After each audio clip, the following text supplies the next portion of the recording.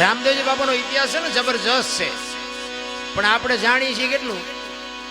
આપણે આખ્યાન રમે અને બધા જાણતા હોય, રામાપીરને પૂજતા હોય, એમાં મારી ના નથી.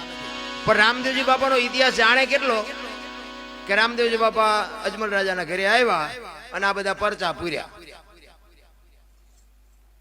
બેન ને પરચો આપ્યો અને લાખા વણજારાને આપ્યો અને ભેરવાને આપ્યો અને બાદશાહને આપ્યો અને બસ આ પરચા સુધી.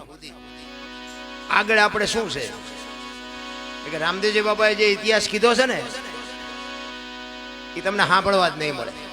એની માટે જો કે સમય જોવે જાજો, પણ હું ટૂંકામાં તમને વાત કરું કે 12 બીજના ધણિયાને કહે છે ને, બીજ 12 ના કહેતા હોય કે 12 બીજ ના કહેતા હોય, પણ આ ઉગે છે એ બીજની વાત જ નથી નારાયણ. વાત બધી દેહની છે. અને રામદેવજી બાપાએ સ્વમુખે બાપુ વાણીમાં કીધું છે, અગમ અગોચરની વાતું છે આઘ્યું. આ સમજાય એવી વાત જ નથી નારાયણ.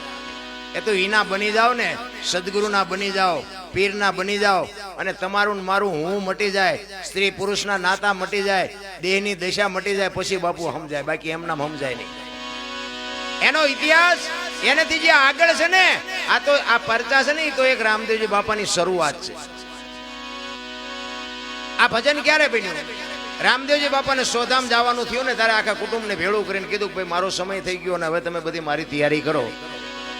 પણ એક હું તમને ભલામણ કરું છું, એમના કુટુંબને કહે છે કે મારી સમાધિ લેવાઈ ગયા પછી દુનિયા તમને કોઈ પણ કાંઈ વાત કરે તો મારી સમાધિ ખોલવાની વાત ન કરતા, મારી એબ જોવાની વાત ન કરતા. આ ત્રીજી પેઢીએ આપણા કુટુંબમાં પીર પાકશે. બધા સહમત થયા અને જે કંઈ કાર્ય હતું એ કાર્ય પૂરું કર્યું. અને આ વાત ઉડતી ઉડતી એમના માસીન દીકરા ભાઈ હરભુજીને આ વાત મળી કે રામદેવજી બાપાએ સમાધિ લઈ લીધી.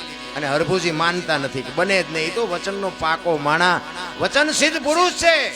મને કીધું છે હું તને મળ્યા સિવાય જાઈશ નહીં, અને મને મળ્યો નથી નહીં, કોઈ દી જાય જ નહીં. ખોટી વાત. કોકે કીધું પણ અમે ન્યા જતા, એ કે વાત જ ખોટી, હું અહીંયા ન જવતા સુધી હું કોઈની વાત હા પાડું જ નહીં. કોકે કીધું પણ અમે ન્યા હતા, મુઠ્ઠી માટી અમે નાખી, એ કે તમે જે કહો એ, બાકી અહીંયા હું જઉં અને મને પાકી ખાતરી થાય પછી જ હા, બાકી ત્યાં સુધી ખોટી વાત. અને અહીંયાથી ઘોડે બાપુ ચડ્યા હરભુજી, રણુજા આવવા માટે નીકળે. એ રણુજાનો સીમાડો આવ્યો ને અહીંયા બાપુ રામદેવજી બાપા બેઠા છે અને ઘોડા ચરે છે. અહીંયા બાપુ હરભુજીએ વાણી કરી લે કે હરભુજીને હૈયે હરખ પાર ઘોડલા ચરંતા દીઠ્યા રામા પીરના. એમ નામ જો વાણી બનતી હોત તો અત્યારે તો ભણેલા ગણેલા બુદ્ધિના ગાળિયા જેટલાય છે, એક ભજન બનાવીને મૂકો તો બજારમાં હાલે. તો અનુભવ કર્યા વગર તમને મને ભજનની ખબર જ ન પડે કે આ શું ભજન કહેવા માંગે. ત્યાં આવી અને હરભુજી ઘોડેથી ઉતર્યા અને બે ભાઈઓ બાપુ જેમ પહાડ ભેટે ને બે ભાઈ ભેટ્યા હો. અને હરભુજી કહે છે કે મેં તો આવી વાત સાંભળી હતી. એટલે રામદેવજી બાપાએ વાતનો ગોળો ટોળો કરીને કહ્યું ભાઈ આ તો જગત છે, ગમે એ બોલે બે કે આપણે ઘણા ટાઈમથી કહુંબો નથી પીધો, કહુંબો બનાય, કહુંબો આપણે પી. કહુંબો પી અને જે સમાધિમાં મૂકેલી વસ્તુ રતન કટોરો, અમલની ડાબલી, વીર ગેડીઓની 3-4 વસ્તુ જે હતી એ રામદેવજી બાપાએ હરભુજીને આપીને એને કીધું કે તમે ગામમાં જાઓ. એ હરભુજી બાપુ ઘોડા ઉપર બેહી અને ગામમાં આવે ને ચોરે આખો ડાયરો શોકગ્રસ્ત બેઠો છે. બગાડ ઘાટ કરતો ઘોડો આવતો તો આખો ડાયરો વિચાર કરે કે ભાઈ જેવો ભાઈ વિયોગ્યોના ઘોડા ઉપર બેહીને હાલ્યો આવવાને શરમ નહીં આવતી હોય. અહીંયા આવીને પછી એમ કહે છે કે શું બધો ડાયરો બેઠો છે. એ કે હું ભલામણ આવી વાત કરે, રામદેવજી બાપા વિયાઈ ગયા 3 દી થયા.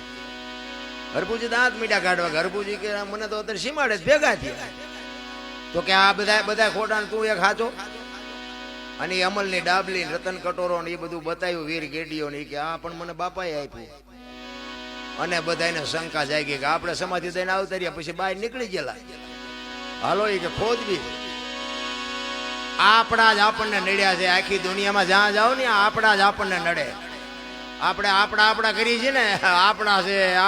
આપણે મર્યા પછી આપણા જ દિવાળી મૂકવાના. ગામના કોઈ દિવાળી મૂકવાય નથી આવવાના. આપણને જ આપણા હળગાવાના.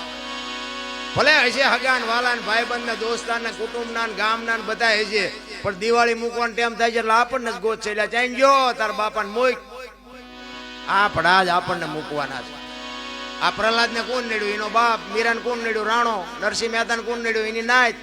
પાંડવોને કોણ નડ્યું? કૌરવ. બધા પોતા ના જ નડ્યા છે. નરસિંહ મહેતા ને એની નાય આ પોતાના જ નડ્યા છે. બધાએ વિચાર કર્યો રામદેવજી બાપાએ બાપુ આટલા પરચા પૂરેલા હયાત હોવા છતાં ભલામણ કરી હતી તોય નો સમજી ગયા. એ કે હાલો સમાધિ ખોદવા જાવ. અહીંયા જઈને આમ ઘા કરવાની તૈયારી કરીને તો આકાશવાણી થઈ ગઈ તમારી જાતના મેં તમને શું કીધું? તમને મારી વાત ઉપર ભરોસો ન આવ્યો? હવે તમે અહીંયા કાયમ કાબા થઈને લૂંટી ખાજો ને અહીંયા કાયમ દુકાળ પડશે. હવે હું જઉં છું સૌરાષ્ટ્રમાં. એ પહેલું આપણું ગેબીનાથ ને પાળિયાદ બાપુ આજે એવું એક ગામ નહીં હોય કે રામદેવજીનું મંદિર ન હોય, રામદેવજીનું મંડળ ન હોય, રામદેવજીના વાવટા ન ફરકતા એવું એક ગામ ન હોય. ને કે રામદેવજી બાપાની વાત જો એના કુટુંબે માની હોત ને તો આજ રાજસ્થાન હોનાનું હોત. મારા રામ પોતાના જો આવા મહાપુરુષોને જો એની પ્રજા ન સમજી શકે, આપણી પ્રજા શું? આપણી તો મારો નાથ રાજવે હોય તો સમજે, ન કરતો